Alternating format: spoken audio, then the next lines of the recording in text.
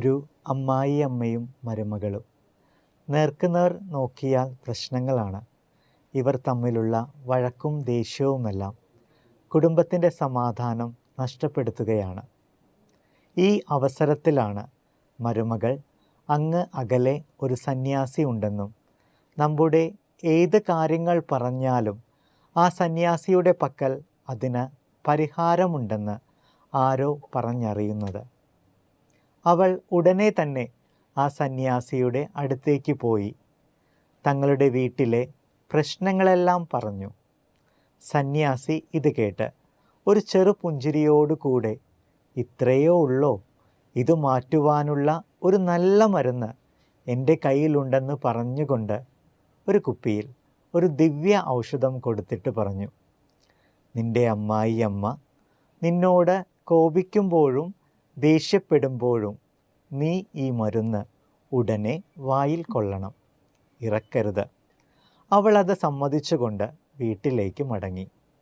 അമ്മായിയമ്മ അവളെ ശകാരിക്കുമ്പോഴും വഴക്കു പറയുമ്പോഴും അവൾ അത് വായിൽ കൊണ്ട് ഇറക്കാതെ അങ്ങനെ നിന്നു.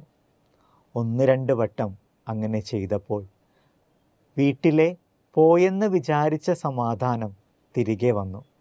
പിന്നീട് കുപ്പിയിലെ ദിവ്യ ഔഷധം തീർന്നപ്പോൾ അവൾ വീണ്ടും സന്യാസിയുടെ അടുത്തേക്ക് ചെന്ന് പറഞ്ഞു, സന്യാസി, ആ മരുന്ന് വായിൽ കൊള്ളുമ്പോഴെല്ലാം കുടുംബത്തിൽ നല്ല സമാധാനമുണ്ട്, കുറച്ചുകൂടി തരാമോ?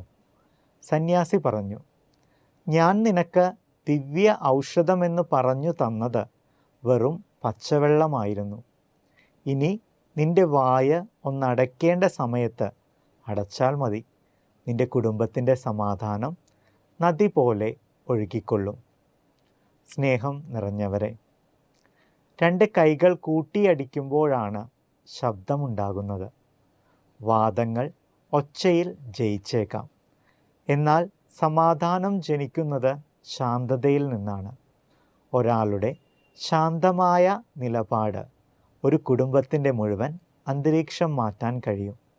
നമ്മുടെ കുടുംബത്തിൽ നമ്മുടെ ഒച്ച കുറക്കുമ്പോൾ ദൈവത്തിൻ്റെ ശബ്ദം വ്യക്തമായി കേൾക്കാൻ തുടങ്ങും.